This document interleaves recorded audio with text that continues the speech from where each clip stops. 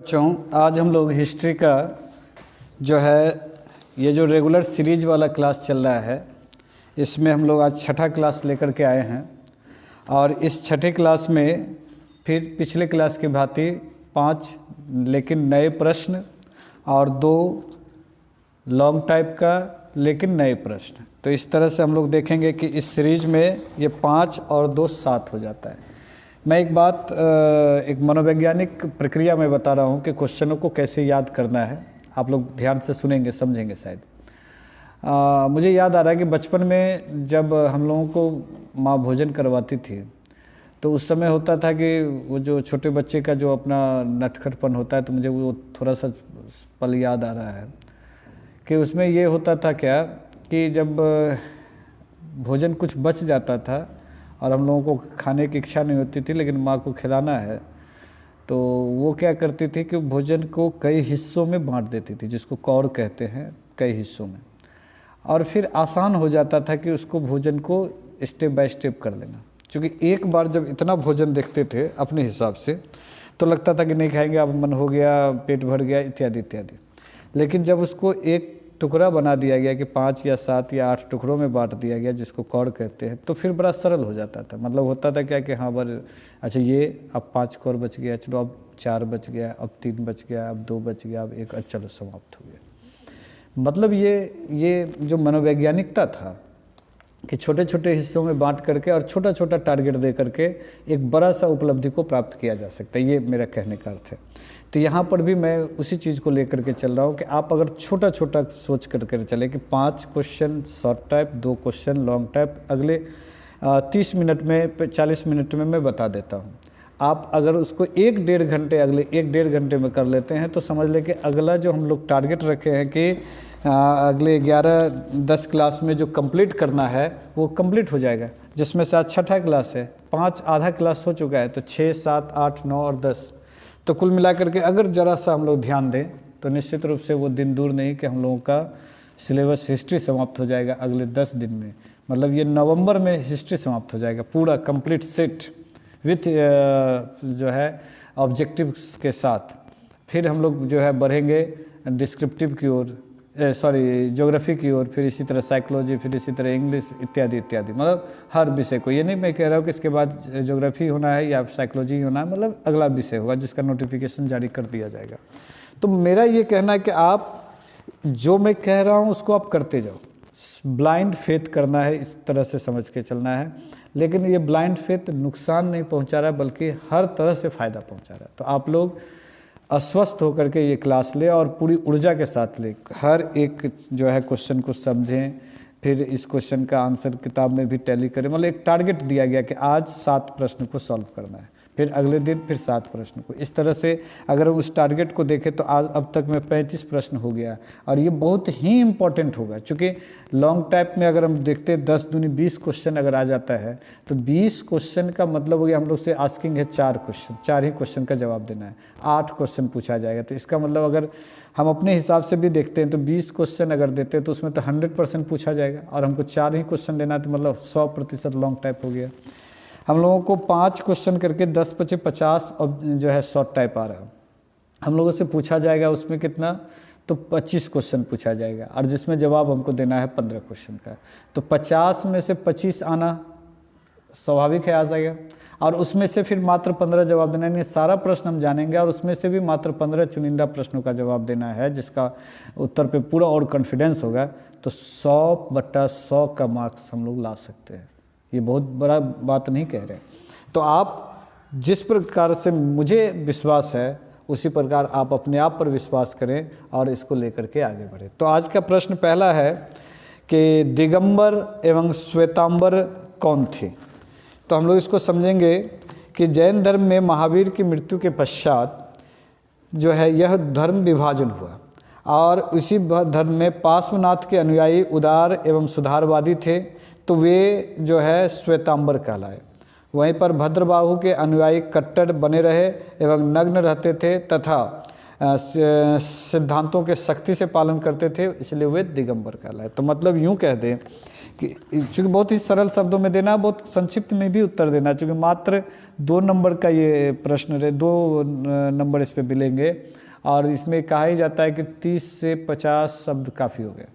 तो मुश्किल से मेरे ख्याल से 5-7 लाइन में अगर हम दे दें तो काफ़ी है। तो खैर, दिगंबर एवं श्वेतांबर, आंसर बड़ा सरल है, लिखना है कि दिगंबर एवं श्वेतांबर जैन धर्म के 2 भाग होने पर हुआ, यानी कि यूँ कह दे कि महावीर स्वामी के मृत्यु के पश्चात जैन धर्म 2 भागों में बट गया, एक दिगंबर कहलाया और एक श्वेतांबर कहलाया। श्वेतांबर वे थे जो श्वेत वस्त्र धारण करते थे, मतलब जो जैन धर्म के वे अनुयायी जो श्वेत वस्त्र धारण किया, जो पार्श्वनाथ के बताए हुए रास्तों पे चला और जो है बड़ा उदारवादी और सुधारवादी रहा, मतलब कि उदार भी, बड़े हृदय वाला भी, और सुधारवादी कि भाई समय के साथ इसमें परिवर्तन होते रहना चाहिए, तो उसका व्यवस्था में चला, ऐसे को कहा गया श्वेतांबर। अब जस्ट इसका उलट जो है जिनके परमार्थ थे भद्रबाहु, तो उनके जो उनके अनुयायी जो बने, उनके रास्ते पे जो चले, वो दिगंबर कहलाए। वे पीले वस्त्र पहनते थे और उनका सबसे बड़ी बात क्या था कि वो जो नियमों का बड़ा सख्ती से पालन करता, तो वो नग्न रहने लगे, मतलब बहुत ज़्यादा त्यागी बन गए।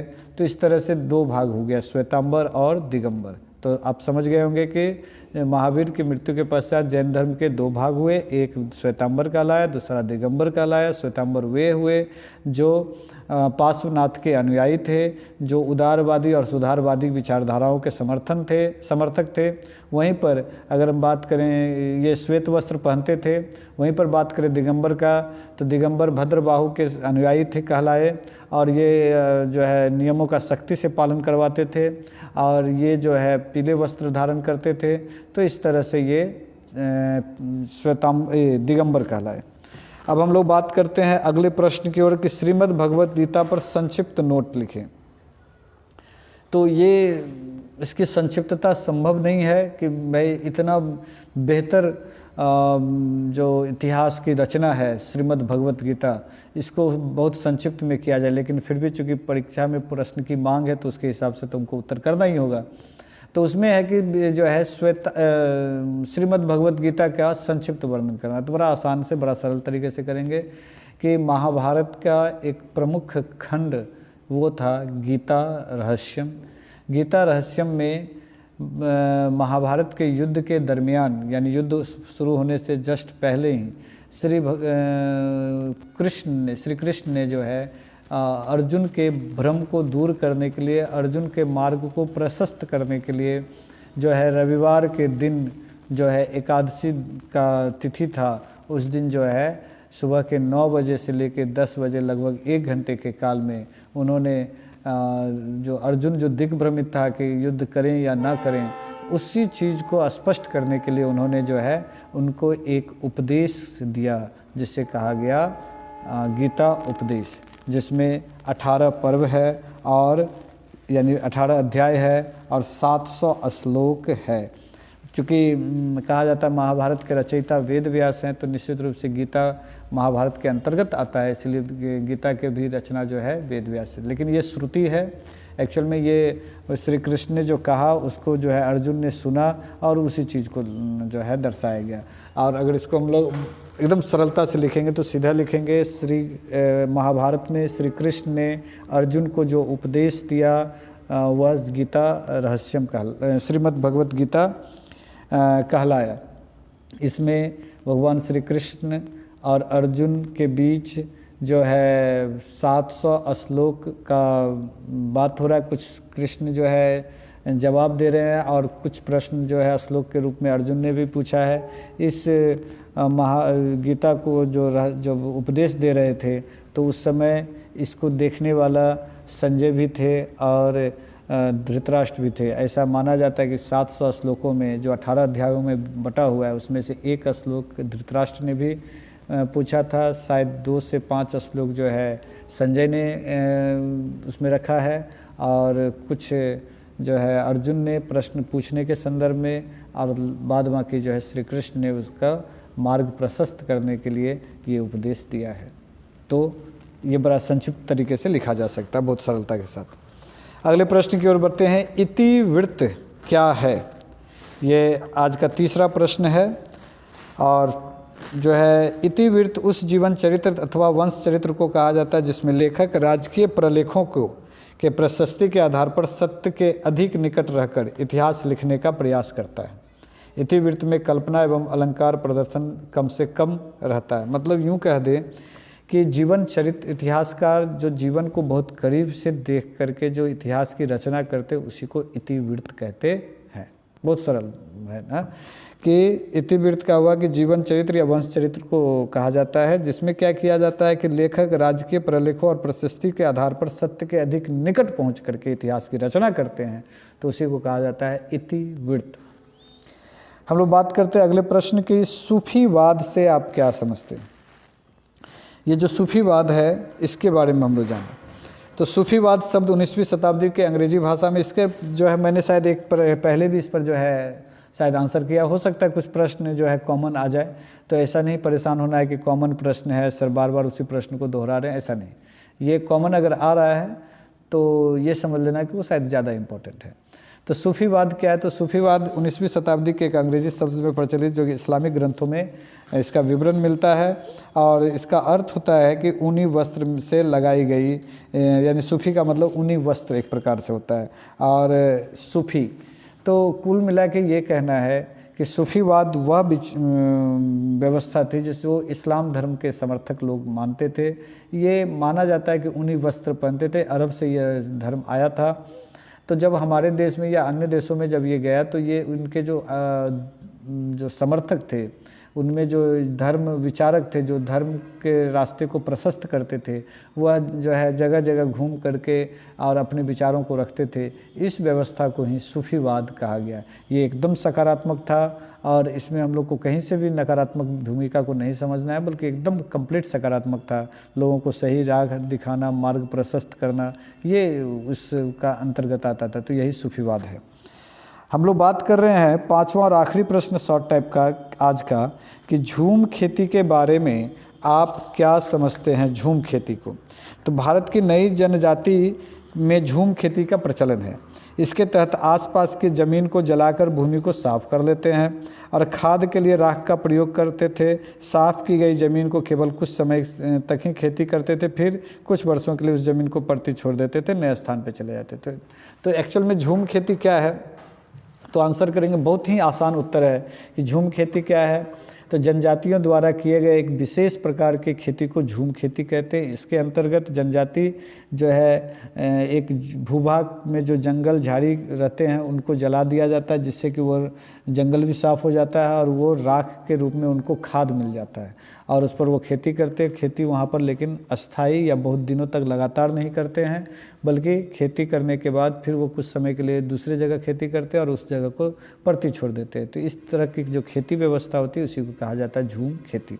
एक बार फिर से समझ लेंगे कि झूम खेती क्या है। तो कहेंगे कि जनजातियों के द्वारा जो नई प्रकार की जो कृषि प्रणाली की जाती थी या अभी भी कई जगह कहीं हो रही है, तो जिसके अंतर्गत झाड़ियों को, जंगलों के एक छोटे से भूभाग को जहाँ पर जो है झाड़ी है उसको जला करके भूमि को साफ कर लिया जाता है और साफ करने के बाद उसी राख को जो खाद के रूप में इस्तेमाल करते हैं। इसी प्रकार की खेती को कहा जाता है झूम खेती। हाँ, इसमें यह है कि यह खेती बहुत दिन तक वहाँ पर लगातार नहीं संभव है, नहीं किया जाता है, बल्कि दूसरे जगह अन्यत्र चला जाता है और इसको तत्काल प्रति छोड़ दिया जाता है। तो इसी को कहा जाता है झूम खेती।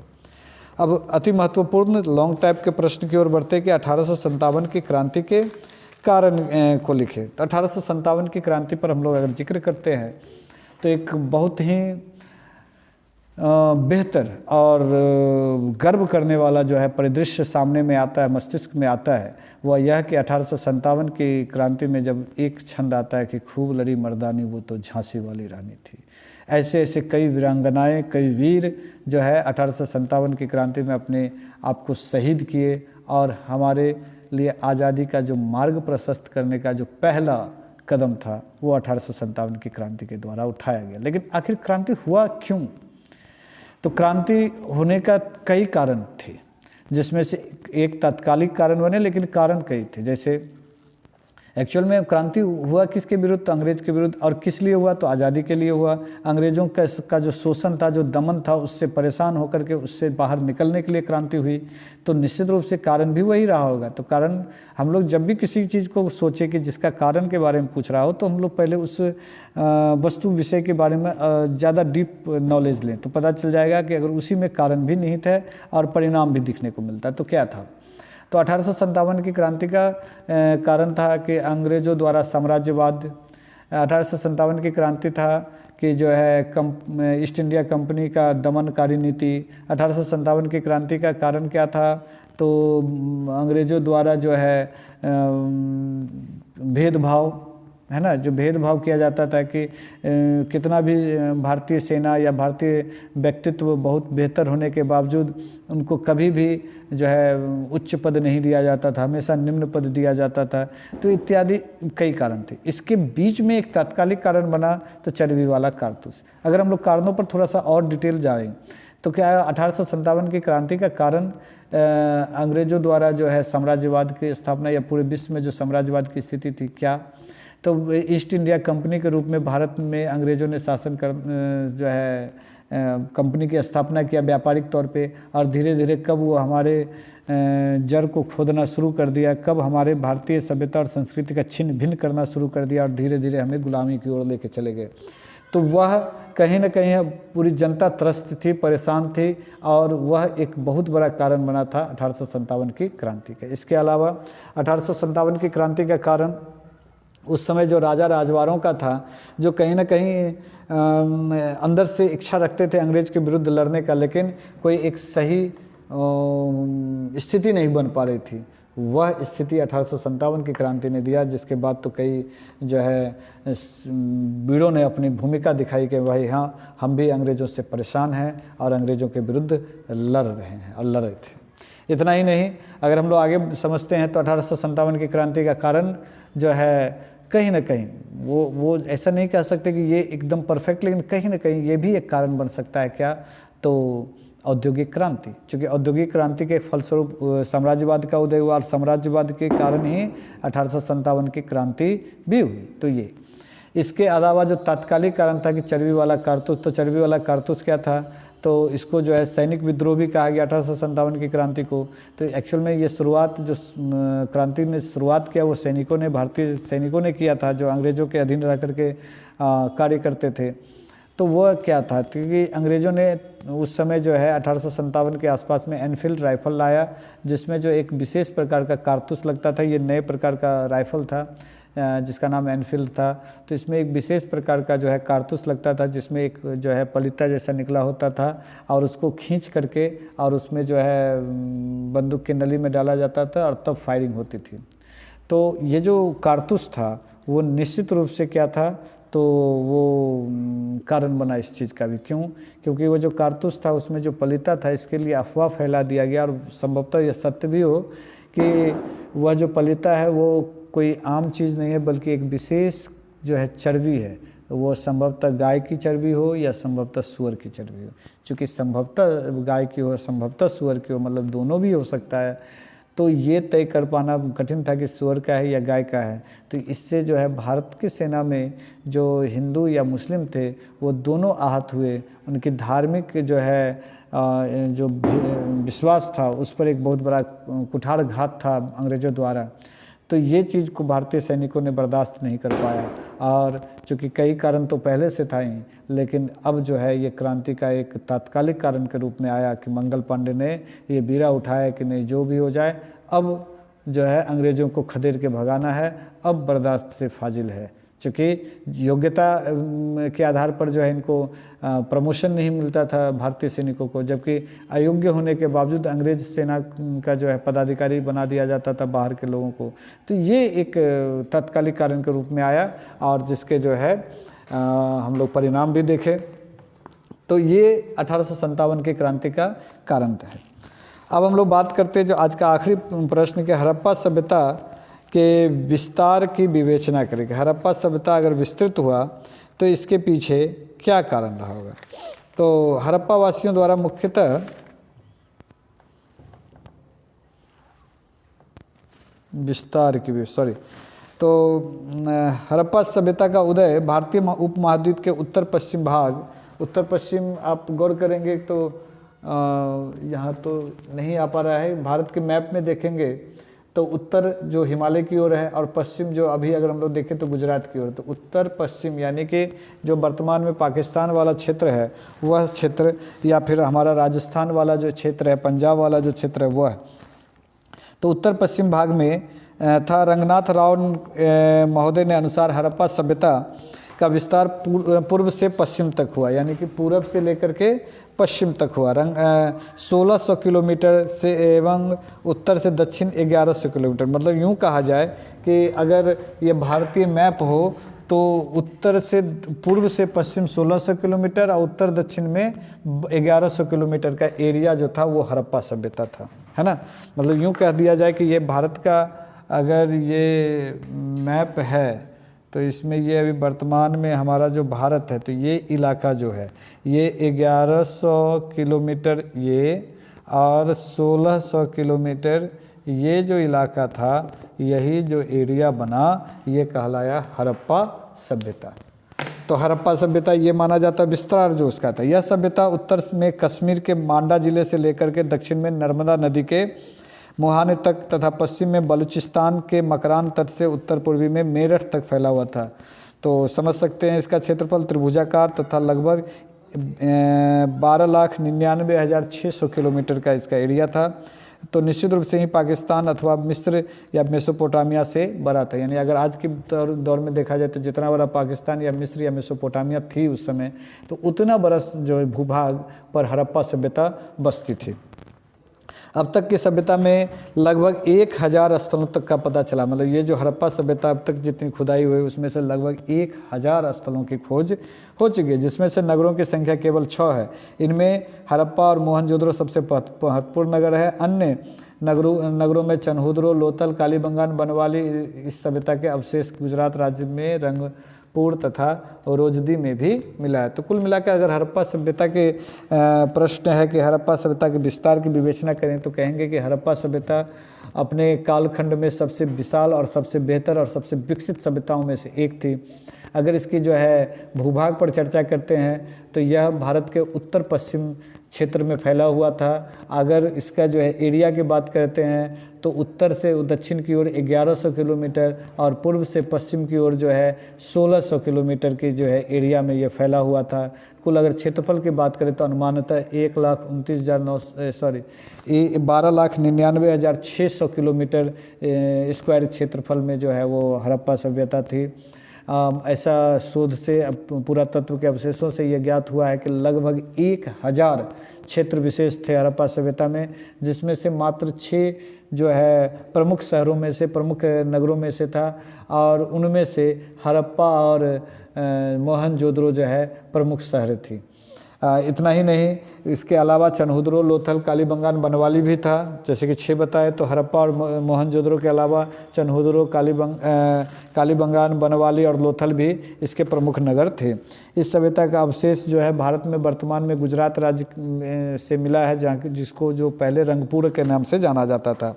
उस समय कई नदियाँ वगैरह भी थी कि नदियाँ के मुहाने पर ही जो है ये सभ्यता बस रही थी, जो मूल रूप से सिंधु घाटी सभ्यता भी इसको कहते हैं, क्योंकि ये सिंधु नदी के किनारे बसी हुई थी। इसके अलावा रावी, सतलुज, सरस्वती इत्यादि नदियाँ यहाँ पर प्रमुख थी, जिसके किनारे यह सभ्यता बसी हुई थी। तो कुल मिलाकर देखा जाए हड़प्पा सभ्यता एक विस्तृत और विकसित और विकासवादी सभ्यता थी और वह सभ्यता आज भी हमारे लिए प्रेरणा स्रोत है कि हम उस समय शायद आज से वर्तमान से शायद विकसित रहे होंगे, चूँकि उनकी जब पुरातत्व के अवशेष मिलते हैं तो वो हम लोगों को अचंभित करता है।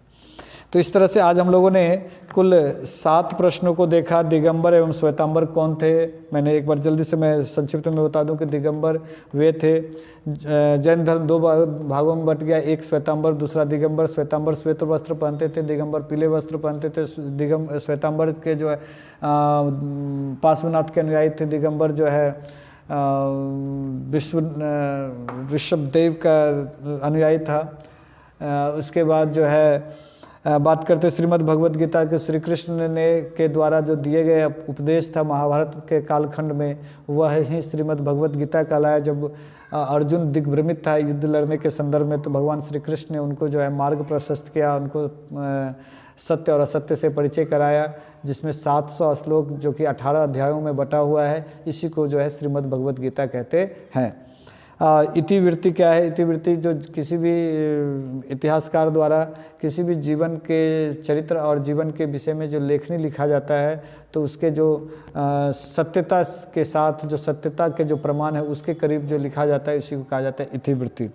सूफीवाद से क्या समझते थे? इस्लाम धर्म के जो समर्थक थे, इस्लाम धर्म को मानने वाले जो विशेष व्यक्ति थे, वो जो है भारत के विभिन्न क्षेत्रों में, विश्व के विभिन्न क्षेत्रों में जा करके धर्म की, अपनी धर्म की जो है स्थिति को सकारात्मक रूप से रखते थे, लोगों को एक सही ज्ञान और सही मार्गदर्शन करते थे। इसी को सूफीवाद कहते हैं। वैसे सूफी का शाब्दिक अर्थ होता है ऊन वाला।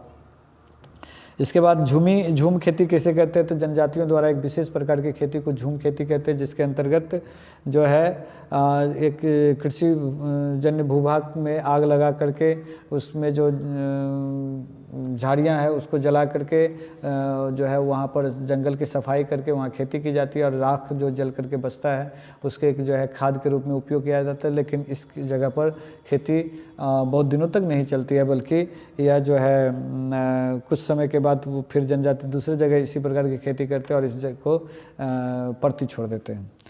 इसके बाद 1857 की क्रांति के बारे में बताएं तो 1857 की क्रांति अपने आप में गौरवान्वित होने वाली एक क्रांति थी। भारतीय कहा जाए कि आज़ादी के लिए जो पहला स्टेप था, पहली क्रांति थी, वो निश्चित रूप से जो है वह 1857 की क्रांति थी, जिसमें अंग्रेज़ों को जो है एहसास दिलाया गया भारतीय सेनाओं के द्वारा, जो तात्कालिक कारण के रूप में आया कि चर्बी वाला कारतूस, कि विश्वास दिलाया गया कि अगर आज़ादी हम लोग को लेना होगा तो हम लोग कभी भी तुमसे छीन करके ले लेंगे।